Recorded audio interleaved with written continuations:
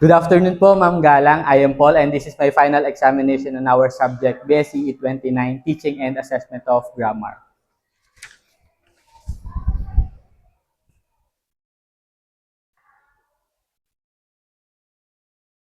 Good afternoon, grade 8 Plato. How is everyone doing today?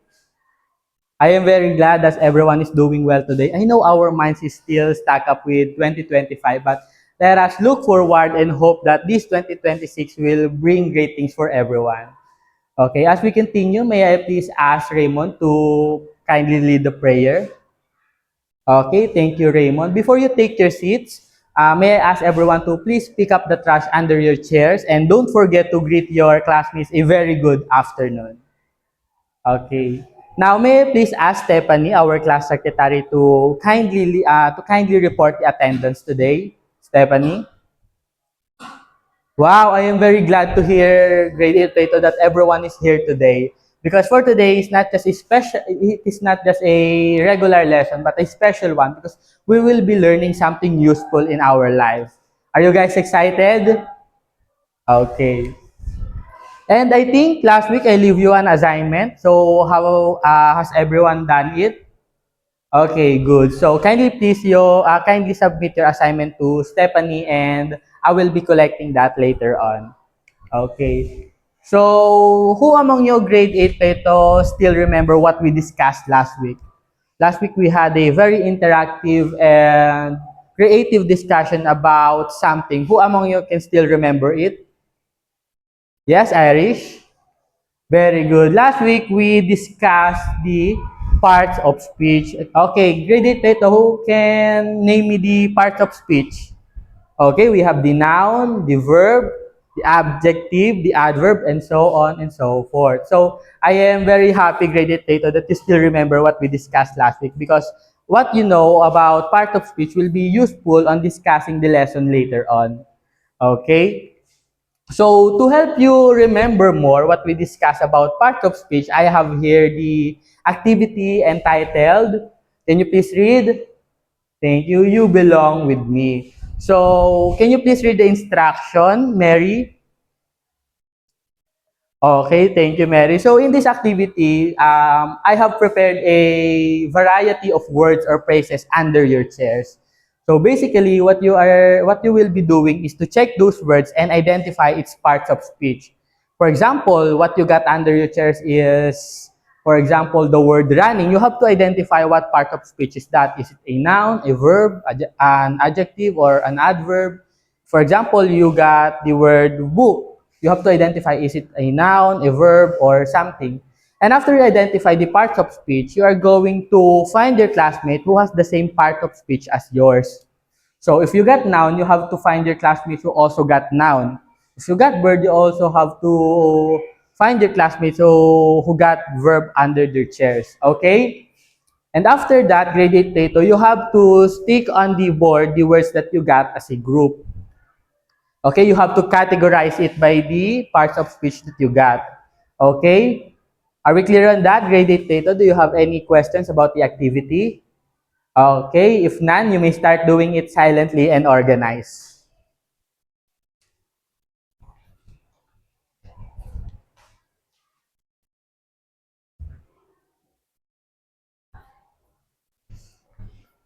Okay, has everyone already stick their words on the board?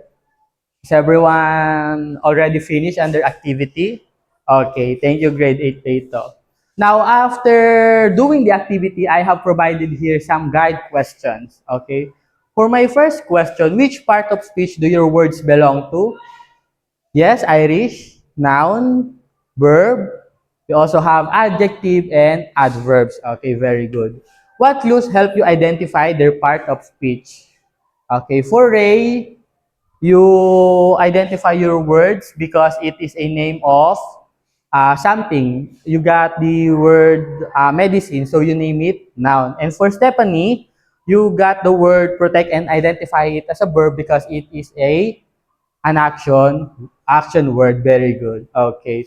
So I am very glad, Graded Plato, that everyone of you has correctly identify or correctly categorize the words. We have here the earthquake, the typhoon, the first aid, and etc., etc. And you name it properly or categorize it properly. So give yourself a round of applause for that activity. Thank you, grade 8 Plato. So now may another question is that what do you notice among the words that we have here in front?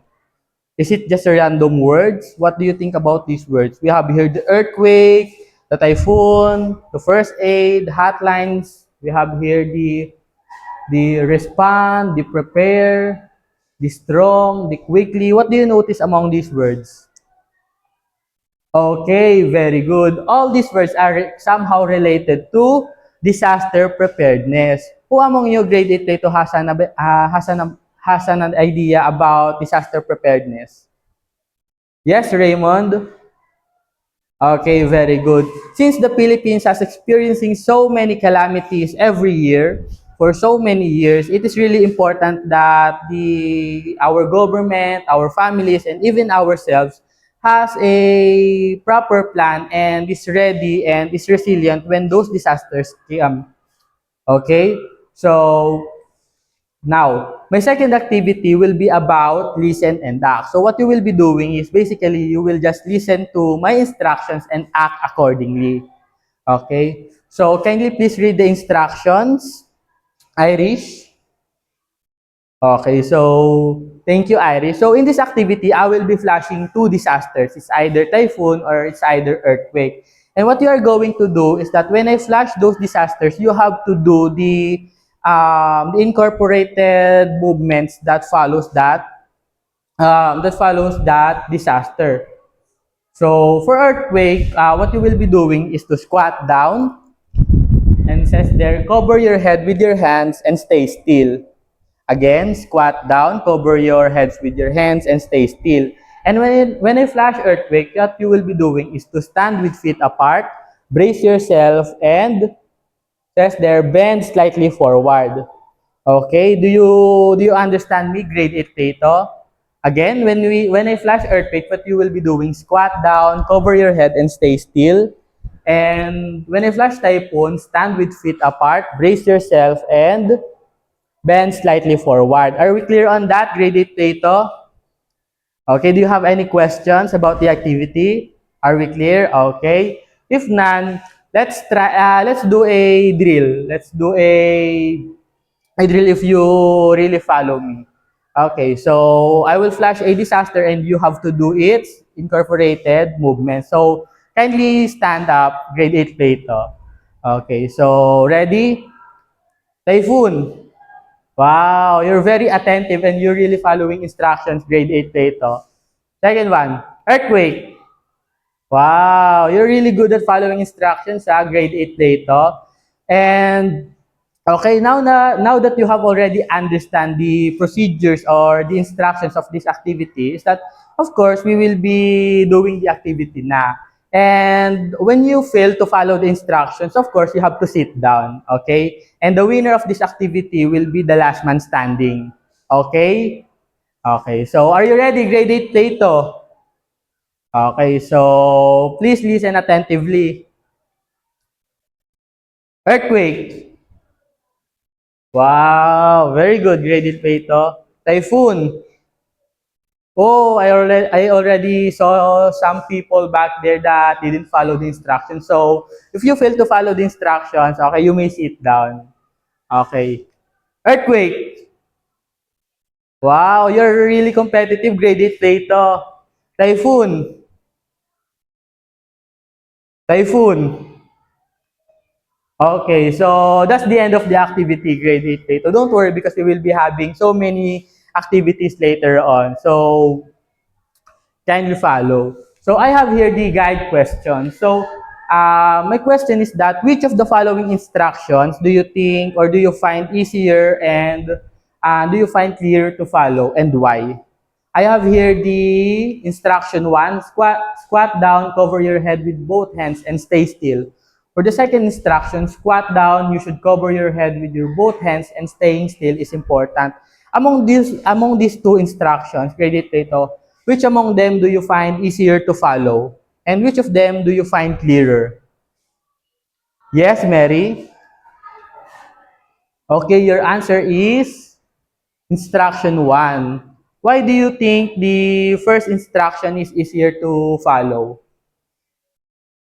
Okay, so because it all starts with verb. Okay, other answers. Yes, Irish. Okay, so you also find the instruction 1 easier to follow. Why? Because it is, yes, it is shorter. And how about this one?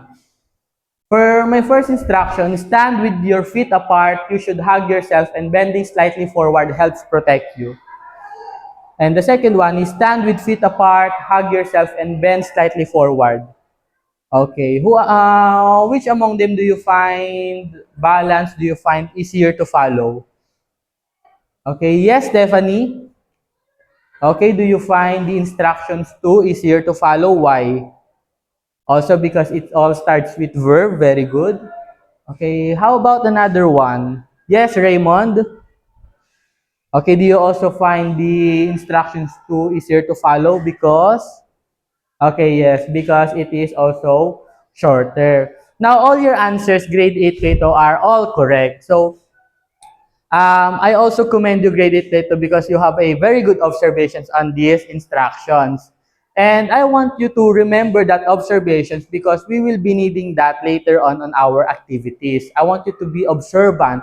I want you to be critical on this lesson because this is very important for us. Okay, and today's English lesson is about parallelism. Again, graded data, what is the lesson for today? Parallelism. Have you encountered the word parallelism? Yes, Mary, very good. It is somehow to the parallel lines that you have already discussed in your mathematics class. I know in your math class you have already discussed about the parallel lines. Again, what is parallel lines? Okay, very good. When we say parallel lines in mathematics, those are the lines that goes in the same direction. And and this parallelism, of course, somehow related to the parallel lines that we will be discussing later on. The parallelism is like the parallel lines in mathematics, okay? But I have a twist on this lesson, grade 8 Plato. In the previous activity, we discussed the part of speech, we discussed our lessons, and I give to you the definition. I give you the definition of noun, the verb, and adjectives and adverb. Now, we will be doing something different. We will be doing something uncommon. We will put a little twist on our lesson for today. Okay, are you excited, grade 8 data? Because for today, I will not give you the definition of parallelism. I will not say to you, oh, this is parallelism, this is its definition, this is how we use parallelism. Because what you will be doing for today is you are your own teacher. What I mean by that is that you have to be observant. I will be providing series of activities and examples, and you have to observe those activities and those examples for you to identify what parallelism is. Are you ready, grade 8 Tato? For today, I am your teacher, but also I am not your teacher because your teacher is yourself because you have to observe, you have to identify, you have to be critical, we have to use our minds for us to derive the meaning of parallelism. Because I have said earlier, I will not define parallelism. I will leave it to you guys. Okay, are you ready? Okay. So for our next activity, what you will be doing is basically you will just be watching a video about disaster preparedness in the Philippines. Okay? You will just watch a video and then you have to be observant. You have to take notes of its information as well as take notes of the important steps or the important information provided in the video. Okay? So again, you will watch a video about disaster preparedness in the Philippines. And of course, while watching, you have to be critical, take notes of the necessary information, especially on how the messages or how the information is provided. Okay, are we clear? Grade it data? Okay, so let's watch this one. The Philippines is no stranger to natural disasters and the destructive impact of climate change. That is why mitigating existing risks, preventing new ones, and strengthening the nation's socio-economic and environmental resilience continue to be top priorities. This is reflected in the updated National Disaster Risk Reduction and Management Plan, or NDRRMP, for 2020 to 2030. One of the key strategies of the plan is to use a science-based approach to risk assessment to improve disaster resilience and climate change adaptiveness. To achieve this, the NDRRMP 2020 to 2030 promotes the use of GeoRisk PH for the latest, most accurate, and efficient risks and hazards assessment. GeoRisk PH is a multi-agency initiative led by the Philippine Institute of Volcanology and Seismology, or PHIVOLCS. Its goal is to be the country's main source of information for risk assessment and to help the government increase the nation's resilience to natural hazards. There are 3 platforms under GeoRisk PH. Hazard Hunter PH, which shows initial seismic, volcanic, and hydrometeorological hazard assessments for specific locations. GeoAnalytics PH, which performs in-depth analysis and visualization of a locale's potential exposure to natural hazards. And GeoMapper PH, which collects hazard and exposure information to ensure that the database is accurate and timely. GeoRisk PH is a tool that can aid our local government units in the conduct of climate and disaster risk assessment for hazard and risk-informed policymaking and planning, including the local DRRM plan. Through the use of the government's multi-hazard central database system, LGUs can have a more accurate and timely understanding of the hazards and risks within the community. This will help local governments reduce their community's vulnerability and ensure their people's safety. Let's continue working together in building safer, more adaptive, and disaster-resilient Filipino communities.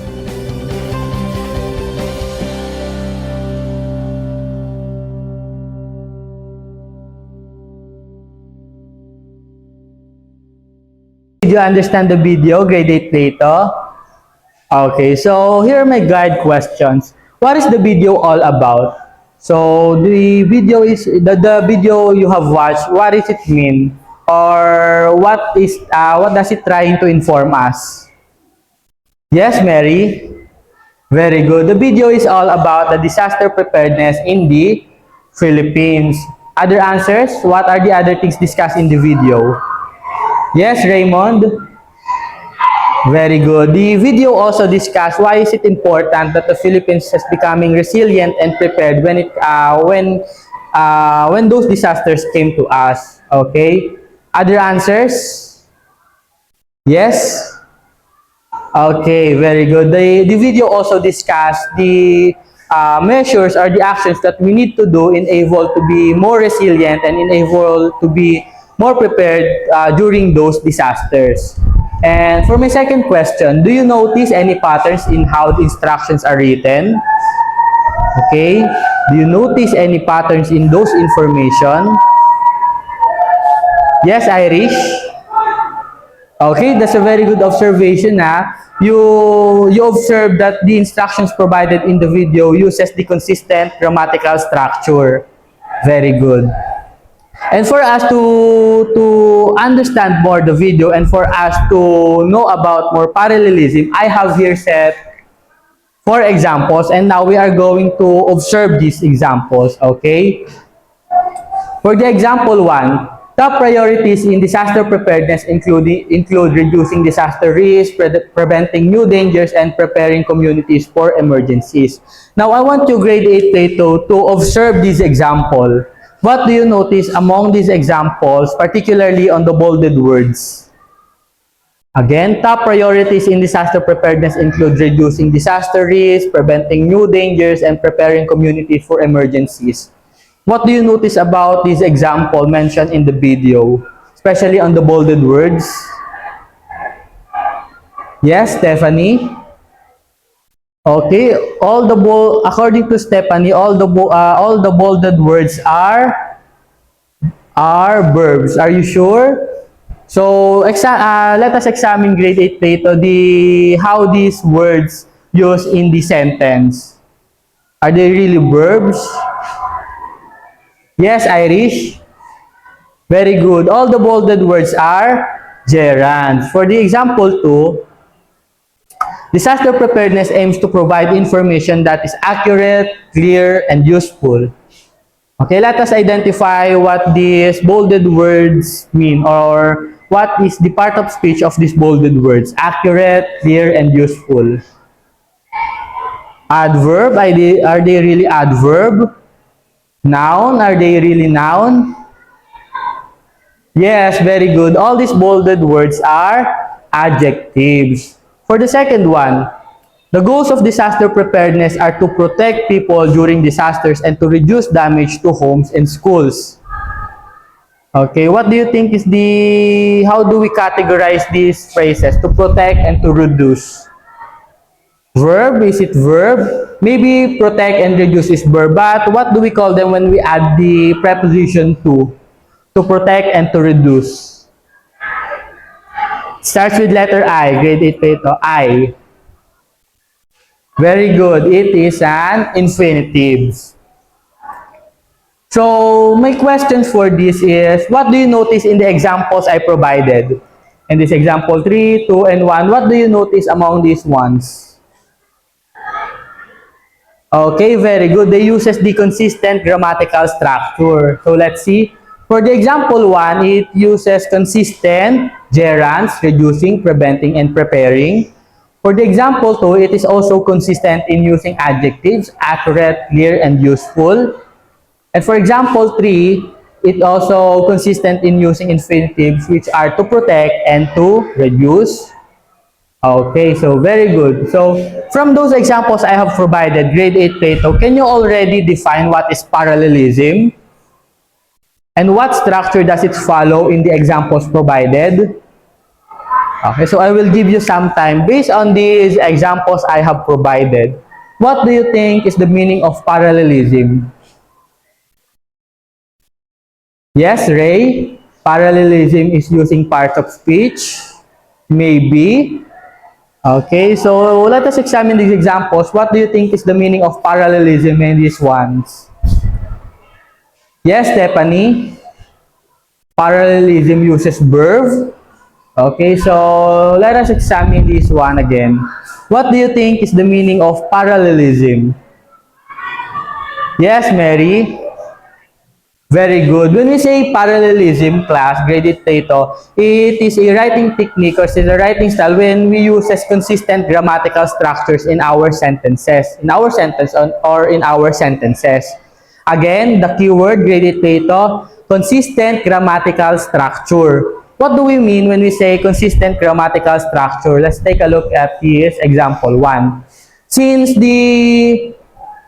reducing is a gerund, it should be consistent in using gerunds in its sentence. For example, reducing, preventing, and preparing are all gerunds. So, meaning it is consistent in using the same grammatical structure. The same reason for the example 2. Since accurate, clear, and useful are all adjectives, meaning to say, it is also consistent in using the grammatical structure. And for the example 3, it is also consistent because it uses the same grammatical structure, which is to protect and to reduce. Okay, so now, again, graded dito, what do we mean when we say parallelism? Yes? Very good. When we say, again, parallelism, it uses the same grammatical structure. Okay, may another question is, how can we tell that if a sentence is parallel or not? How can we tell that this sentence is parallel and this sentence is unparallel? What are the things that we need to consider in parallelism? Okay, so again, you have to make an observation based on these examples, grade 8 dito.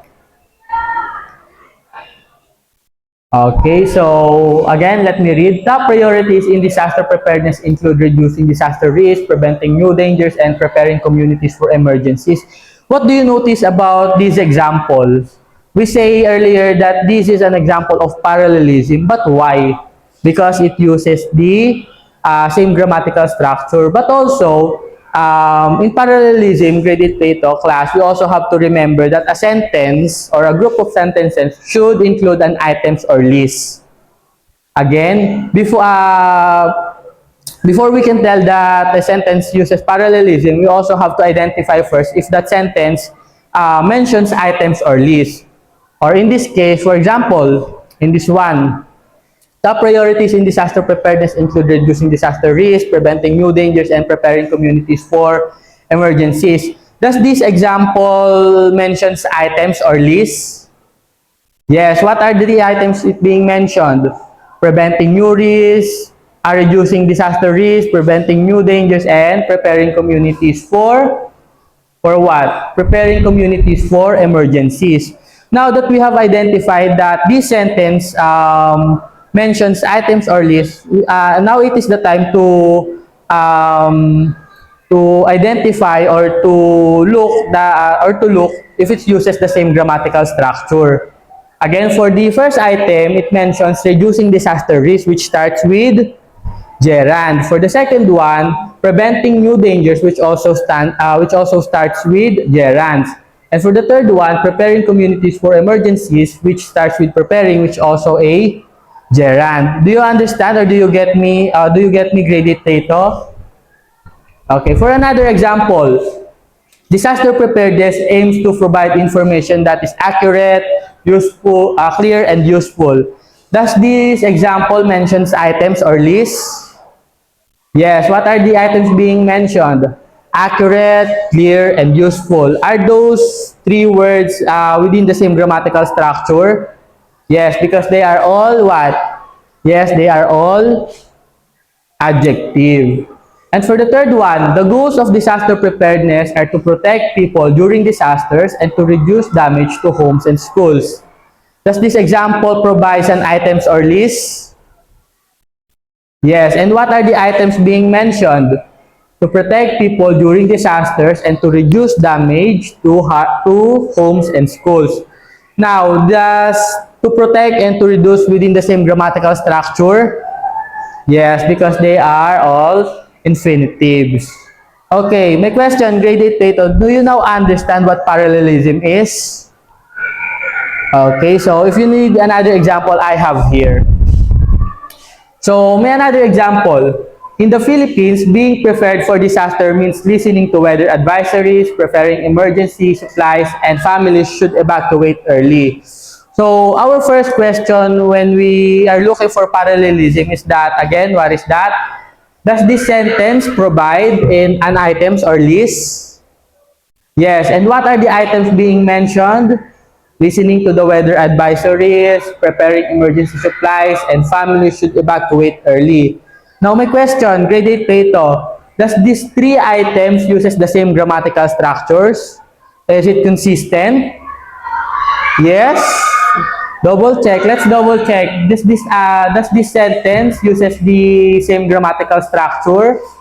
For the first item, it mentioned the listening, which is a gerund. For the second one, for the second item, it starts with preparing, which is also a gerund. And for the third item, it starts with families. Is families a kind of gerund? Grade 8 Plato? Not, because families is a noun. Very good. So, is this sentence parallel or not? Again, grade 8 Plato, is this sentence parallel or not? Not, because, or at parallel, because it does not follow a consistent grammatical structure. Now, how can we make this sentence parallel, or how can we correct this sentence? Okay, who wants to answer? Yes, Raymond? Let's see. How can we make this sentence parallel?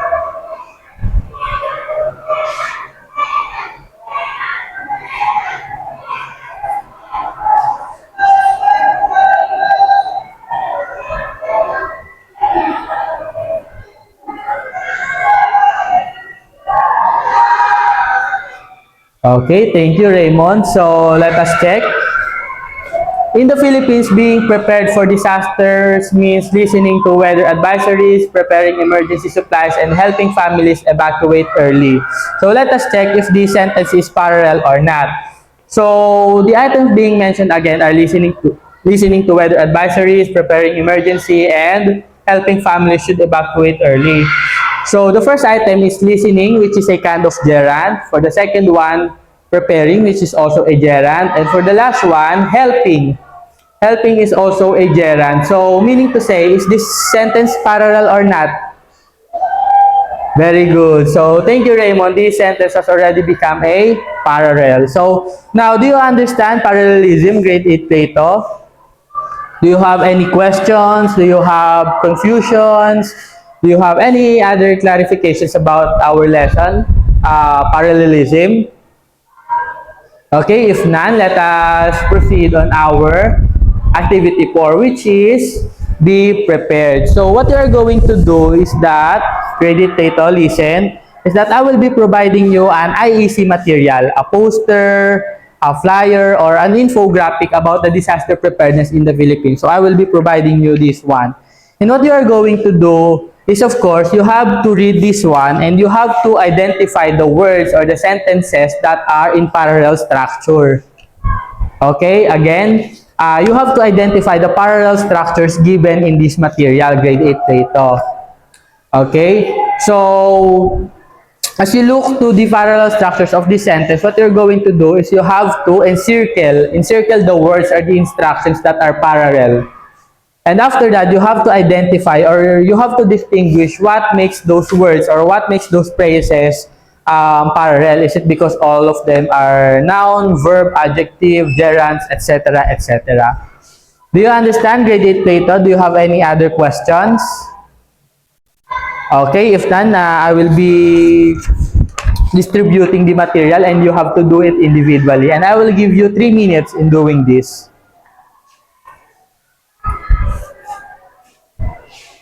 So, okay, as I have said earlier, grade 8 Plato, you have to be observant, you have to be critical in doing these activities because I have said earlier, you are the teacher of yourselves. Okay? So, you have to find the parallel structures given in in those materials, in those poster or in those infographics. Okay? So, are we done, grade 8 Plato? Okay, so now that we're done, now let's answer your activities. For the first IEC materials, we have here what? Okay, we have here the infographics or we have here the posters about floods. Okay, so who can answer? Who can give me sentences or phrases in this IEC material that uses parallel structure? Yes, Irish? Okay, know your community's warning signals, evacuation routes, and emergency shelter locations. Again, Irish, why is it parallel? Okay, because it mentions items, it mentions lists, very good. And at the same time, it is also consistent in using noun phrases. Okay, what are the noun phrases in this sentence? Warning signals, evacuation routes, and emergency shelter locations. Okay, very good, Irish. For the second one, who can still give me another example of parallel structures in this infographic? Yes, Mary? Okay, so in this one, am I right? Okay. Throw away items that cannot be disinfected like wall coverings, clothes, rags, and drywall. Okay, Mary, why is it parallel? Okay, because it also mentions items. And at the same time, it is consistent in providing what? It is consistent in providing nouns. Okay, like wall coverings, clothes, rags, and drywall are all nouns. Okay, very good. Okay, how about another one? Yes, Ray? Okay, this one. Am I right? This one. Okay. Listen for information from your local officials on how to safely use water to drink, cook, or clean. Why is it parallel, Ray? Okay, because it also mentions items or lists, and at the same time, it uses consistent grammatical structure, which is drink, cook, or clean, which are all verb. Very good. And how about on the second material that I've given you? It's about the 2013 Yolanda typhoon and storm surge. Okay, what are the parallel structures in this sentence? Yes, Stephanie? Okay, this one. Tropical cyclones or typhoons are rotating storms that brings wind, rain, and destruction. Okay, very good. It mentions items. And at the same time, wind, rain, and destruction are all very good. They are all noun. And are there another one? Okay, how about this one? It has a great damage to life and property from its strong winds, but the greatest damage are from its secondary events such as storm surges, flooding, landslides, and tornadoes. Okay, these are all what? These are all noun. Okay, very good, grade 8 data. So, so now, do you have already understand or do you already have a deepened understanding about parallelism, class? Okay, so if not, so I have also provided here the guide question. Which phrases or sentences in the IEC material show parallel structure and which part of speech appear in them? So we already answered that one, which are already done in those IEC material.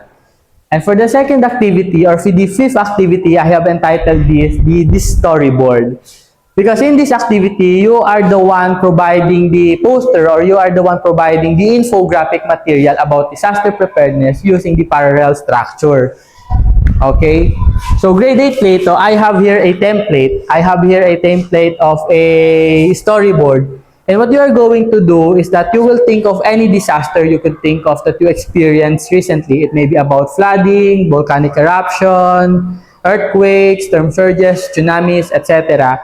And what you are going to do is that you will write a sentence about it. Anything, any sentence related about the disasters you have chosen. And after that, of course, you also have to consider using parallelism because that is our lesson for today. Okay? In your sentence, make sure to use parallelism. Are we clear, grade 8 data? We will just need to write at least 3 sentences in this activity. I will give you 5 minutes in doing this, okay? Are we clear? Okay, so you may start doing the activity individually. So make sure grade 8 data that the sentences you will write is about the disasters you have chosen. Okay? And make sure of course that you use parallel structures in your sentences in doing this activity, okay? Okay. And don't worry if you commit a mistake in this activity, grade 8 data, because mistakes are proof that we are trying, according to them. Because yeah, I think mistakes are really part of learning. If we want to learn, of course, we have to make mistakes because that is the best thing to learn in life, by making mistakes so that we can learn, okay? So don't be shy or don't be discouraged if you make mistakes in those activities because that is part of learning. Okay? So are we done, grade it data? Okay, very good. So now let us answer or let us now take a look at some of your answers, okay? So what is your IEC material about and what information did you include? Yes, Irish. Okay, so your IEC material is about typhoon and what information did you include? Okay, you include the necessary actions people should take. Okay. And how did you use parallel structure in your IEC material, Irish? Okay, so you use it to provide an actions that people should take during those calamities. And also, let us check this one. An earthquake happens when tectonic plates moves, releases energy, and send waves through the ground. Okay, what do you think, Reddit Plato? Is this sentence parallel or not? An earthquake happens when tectonic plates moves, releases energy, and send waves through the ground. Okay, who among you says it's parallel? Okay, so some of you says it's parallel. How about unparallel? Okay, so 50-50. Now, let's check this one. So, the first thing we need to consider is that does this sentence mentions items or lists? What do you think, grade 8 Plato? Yes, it mentions items which are moves, releases energy, and send waves through the ground. So now that we have identified that this sentence mention items, those items consistent in grammatical structure? So moves, it's okay, moves, releases, and sends. Okay, so does it make parallel?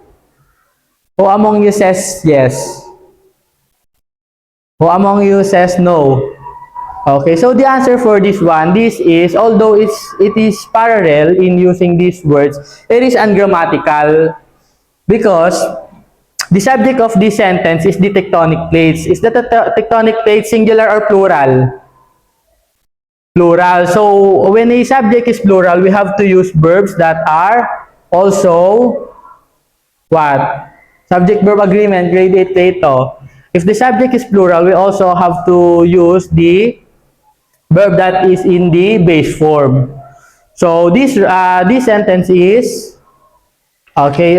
This sentence is ungrammatical or grammatically incorrect because since tectonic plates is plural, we have to use verbs that are in the base form, which are move, release, and send. Okay. So for the second one, a volcanic eruption happens when magma reaches the surface, release gases, and spread lava and ash. Okay, so the first thing that we need to look first is that does this item mentions items or lists? Yes, what are the items being mentioned? Reaches the surface, release gases, and spread lava and ash. Are those three items uses the same grammatical structure or not? Okay, for the first one, starts with reaches, singular verb. Okay, for the second one, it uses plural verb. And for the third one, it uses the base form of the verb also. So is this sentence parallel or not? Okay, not very good. And for the third one, a tsunami happens when the seafloor suddenly moves, displaces large amount of water, and sends powerful waves to the shore. Is this sentence parallel or not? Grade 8 Plato. Okay, let's see. So let us check if the sentences mentions items or lists. What are the items being mentioned? Suddenly moves, displaces large amount of water, and sends waves to the shore. So are they consistent or not? Okay, very good. They are all consistent. So this is parallel. So again, graded Plato, do you understand parallelism? Do you have any questions? Do you have clarifications? Okay, so now that you have understood parallelism, now it is time for our activity 6. It's entitled Redisaster. This activity is very special because this is a group activity. Okay, this is your group activity, and your groupings is the same as we have in the activity 1. So we have here the group 1, the group 2, the group 3, and the group 4. And here are your tasks for each group. Each group has a different role or a different task to fulfill in this activity. Okay? For the group 1, what you are going to do is that suppose you are a senator, suppose you are a congressman, or suppose that you are a barangay captain in your community. And what you are going to do is that your group should make a law, should make a barangay resolution about a particular disaster that happened in your communities. Again, you have to make a law about a particular disaster that happened in your communities. And of course, you have to consider parallelism in your law. Okay, group 1, are we clear on that? Make sure that your law is specific, measurable, actionable, and at the same time, parallel. Okay? For the group 2, what we'll be doing is that, do you know what an emergency go bag is? Have you already encountered the word emergency go bag is? Now for group 2, I will be providing you an emergency go bag. And what you will be doing is that you will choose the items or the things that you will need to input or you will need to include in your emergency go bag. So make sure that the things that you will include in your emergency go bag, of course, helpful and relevant for disaster preparedness, okay?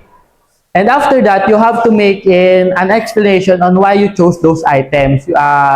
It's okay if you make 2 to 5 sentences, group 2, okay? Make sure that make sure that in your explanation, you include parallelism and you consider those things, okay?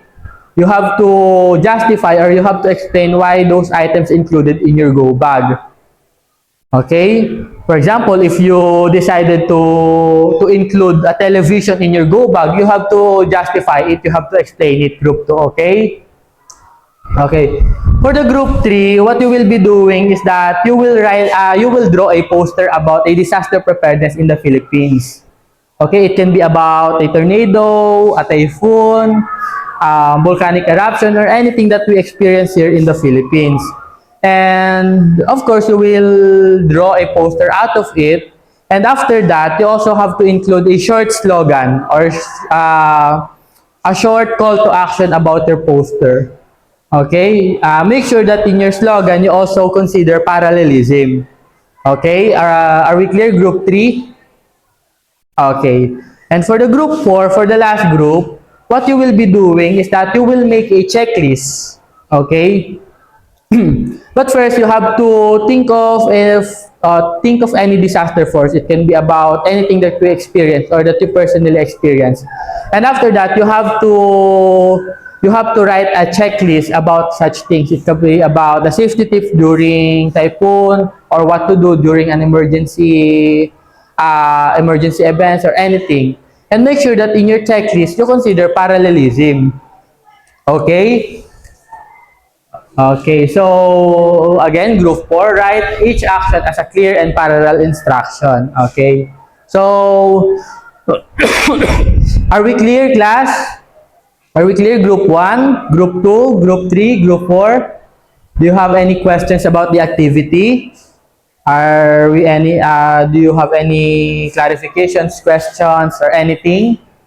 Okay, if none, okay, so please consider these rubrics in doing your activity. So this activity is worth 100 points, okay? 20 points is about the proper usage of parallelism, 20% is about relatedness to the team, 20% is about communication, 20% about creativity, and the remaining 20% is about the presentation of your outputs. Okay, so I will distribute it so you can use it as a guide. Okay, so are you ready, class? Okay, if you are ready and if you are excited, you may now do your task by group. Okay, so I will give you 15 minutes in doing the activity. Okay. So make sure that you consider using parallelism in your activities, class, ha? Make sure that your words or your explanations are parallel and at the same time uses the same grammatical structure. Okay? So take your time, class. If you have any questions about the activity, don't hesitate to ask, sir. Okay?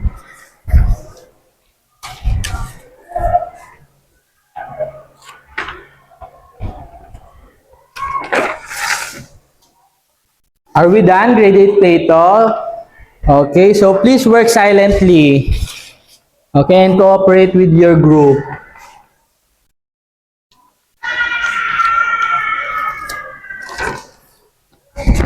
Okay. So are we done, grade 8 Plato? Are you already done with your group activities? Okay. How about in this group? What are the progress? Okay, make sure in making your law, make sure that you use parallel structures as the same as, and at the same thing as you consider being specific and being measurable in the law that you are making. Okay, group 1. Okay, so for the group 2, okay, how's the progress for the group 2? Make sure the things that you will include in your emergency go bag is necessary, ha. You do not put anything unrelated to your emergency go bag. That is why it's called emergency go bag. We put items that are emergency or necessary for us. We do not put there any toys, any television, appliances, okay? And for the group 3, how's the drawing group 3?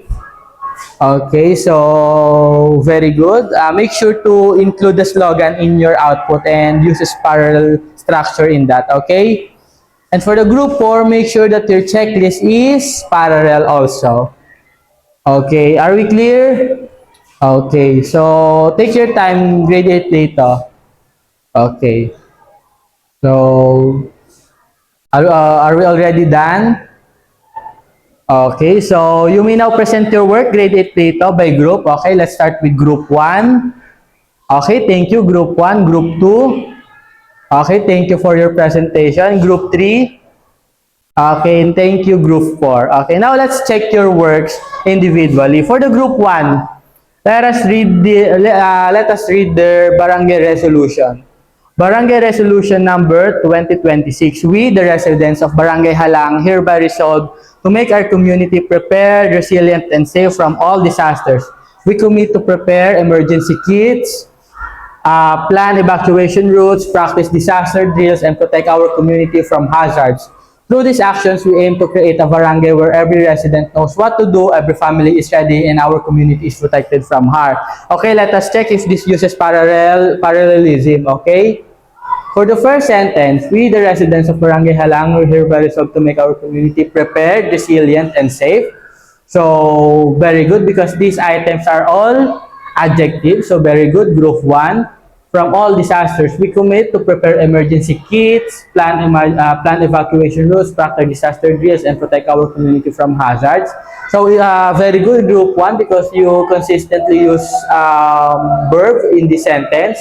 We commit to prepare emergency kits, plan evacuation routes, practice disaster drills, and protect our community from hazards. Very good. And for the last sentence, through these actions, we aim to create a barangay where every resident knows what to do, every family is ready, and our community is protected from harm. So, although this last sentence seems to be unparalleled, you could improve it, group 1, by adding every in this one. Okay, through these actions, we aim to create a barangay where every resident knows what to do, every family is ready, and every community is protected from harm. Okay, but still, great job, group 1. Okay, now let's check for the group 2 for their emergency go bag. So, the things that the group 2 included in their go bag are clothes, battery, water, flashlight, consumable goods, whistles, and as well as first aid kit. So, very good, group 2, because you included the things that are necessary in go bag. So, you did not put any television in that. Okay, very good. And for the explanation, let us check if their explanation is parallel or not. We included items that will sustain life, ensure safety, provide information, and maintain hygiene during disasters. So, very good because you use consistent verb in this sentence: sustain life, ensure safety, provide, and maintain hygiene during disasters. Very good, group 2. Each item has a clear purpose to protect, support, and inform us during disaster, which is also good because you use consistent verb also in this one, which are to protect, support, and inform. So, very good, group 2. Now, let us check for the group 3. So, this is the poster slogan of the group 3. So, now let us check this one. Their poster is about volcanic eruption, the emergency preparedness during volcanic eruption. So, let us check there before. Prepare an emergency kit, plan evacuation routes, and monitor official warnings, which is very good because you use consistent verb in this one. For the during, evacuate to safe areas, avoid hazards, and protect lungs, which is also parallel because you use consistent verb. And for the last one, inspect for damage, clean ash safely, and follow official guidelines. So, also good because you use consistent verb in this one. Okay, so very good, group 3. And for the last group, Their disaster checklist is about typhoon. So now let us read their checklist.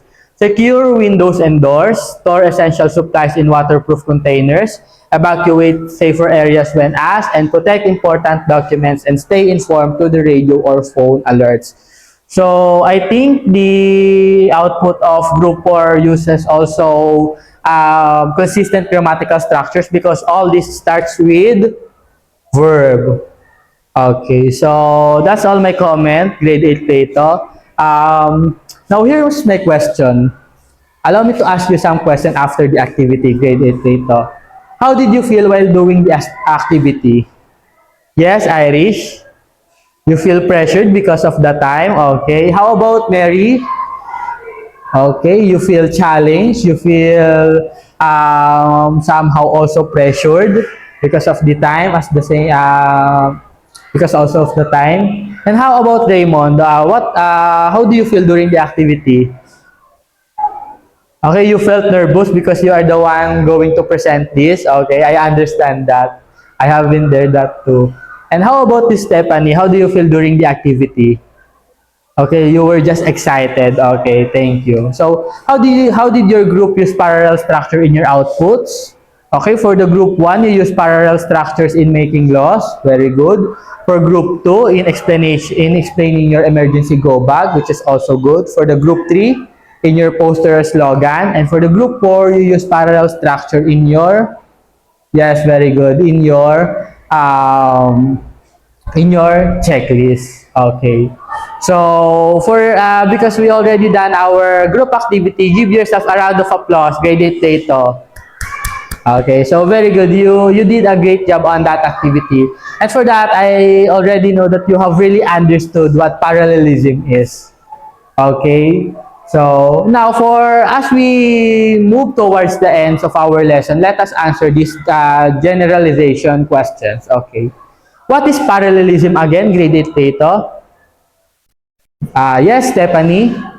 Very good. Again, parallelism is a writing technique that uses the consistent grammatical structures. Okay? If we use gerunds in the beginning of our sentence, we also use gerunds. Okay? If we use adverbs, we must be consistent in using adverbs. If we use adjectives, we must be consistent in using the adjectives. Okay? For the second one, how does parallelism help you in writing?